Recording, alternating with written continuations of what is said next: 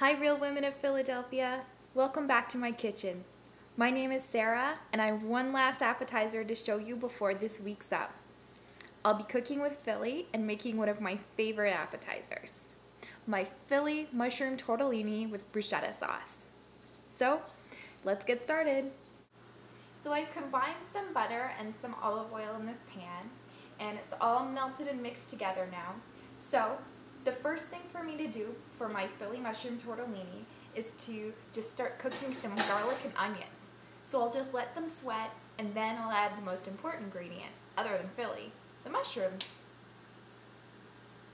So I have one small onion, about 3/4 of a cup, and 1 tablespoon or about 3 cloves of garlic. So I'll just let them get started cooking and I'll be right back. My garlic and onions are really nice, they smell really good, but they're not brown yet and I don't want them to be. So this is the perfect stage to add my mushrooms and then let everything finish cooking for another couple of minutes. I've taken one 228 gram package of button mushrooms, just regular button mushrooms. I've washed them and then I've diced them up quite small. I tried to be pretty even with the size, but it doesn't really matter if you're a little bit bigger in some mushrooms than others. So now I'll just add this to my garlic and onions and I'll let them keep cooking. And as soon as these guys are finished cooking, then it's time for me to add my Philly. As you can see, my mixture's all cooked and the mushrooms have really shrunk up in size, but that's okay. There will be plenty for all of my friends to enjoy as their appetizer tonight.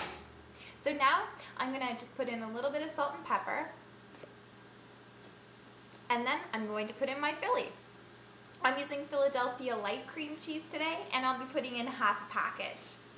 Then as soon as my Philadelphia cream cheese has melted and everything's gotten creamy and wonderful, I'm also going to put in a little bit of chicken stock.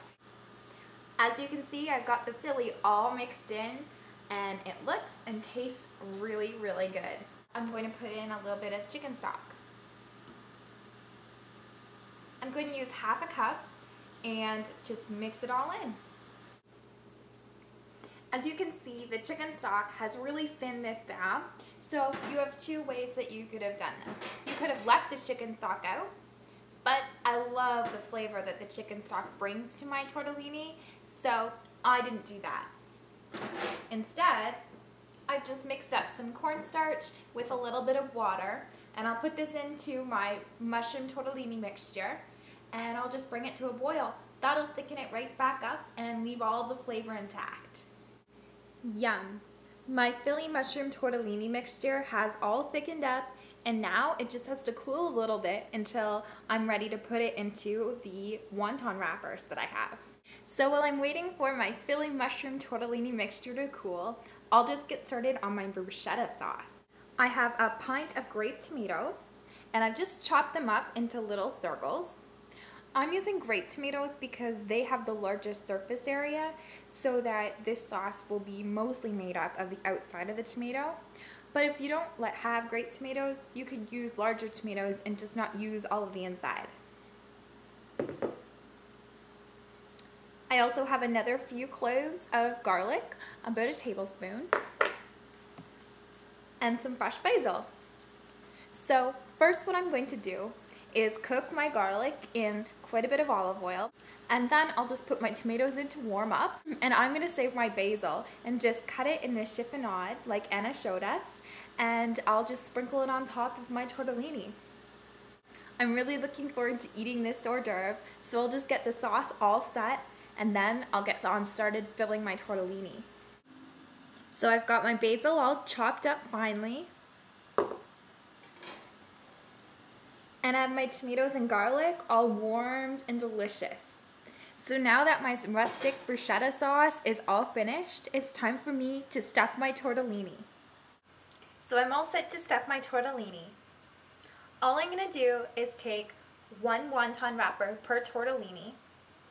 Then I'm going to put a little bit of filling right in the middle and turn it over so I have a triangle. I'll use a little bit of water around the edges just to help me close it, and I'll just put them on a plate and then drop them into boiling water. They won't take really long to cook. The filling's all set. So I think it'll just take about a minute or two. And then they'll just rise to the top and I'll be able to put my topping on and eat them.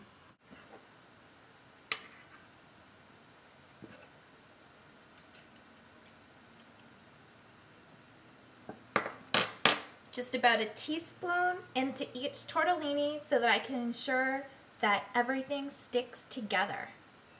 The last thing I want is my little tortellinis to explode while they're in the pot cooking.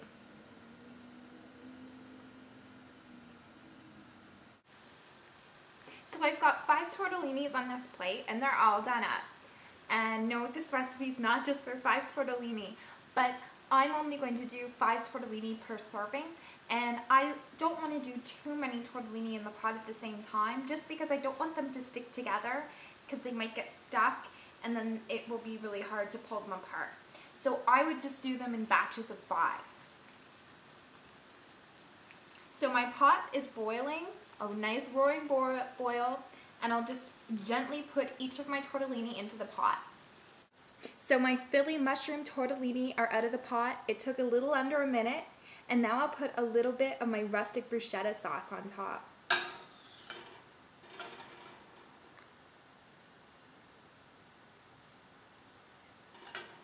And I'll put a little bit of some chopped up basil as well. So just as a final touch, I'm going to put a little bit of the olive oil from the bottom of my pot on as a drizzle.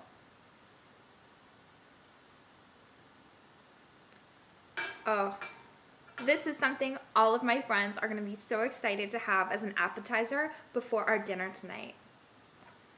So this plate is the tester. I don't want to have my friends be the gerbils, so I better be. Little bit of everything on every bite. Well, that bruschetta topping, it's really good, but the best part is that it really works so well with my Philly mushroom tortellini. It just accents it so perfectly because the creamy texture from the Philadelphia cream cheese in the tortellini, you know, you couldn't have a heavy sauce with this. And this, it's just right. So thanks for watching, and I hope you enjoyed my recipe.